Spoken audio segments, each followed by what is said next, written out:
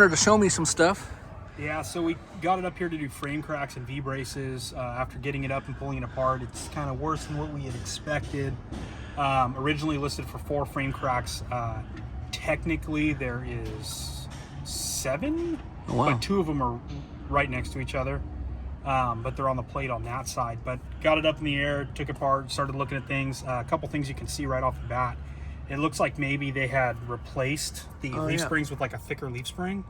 I see the e-trailer sticker on there. Yeah, they don't even come out of the nuts, which is, I mean, they're barely in there. These ones are those ones that are, they have the press collar on there, so they like are oblonged on the one side to try to help hold the threads, but they need to be higher than that. So the leaps or the U-bolts need to be replaced. Need to be extended through it. Yeah, and then find that the brake wire is cut, and it's been cut for however long. I mean, it's full of road grime.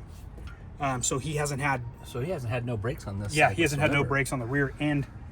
Spinning this guy, there's obviously something loose or broken in there. Yeah.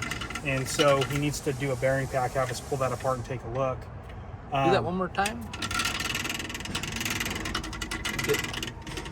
So you can hear the noise better. That's crazy.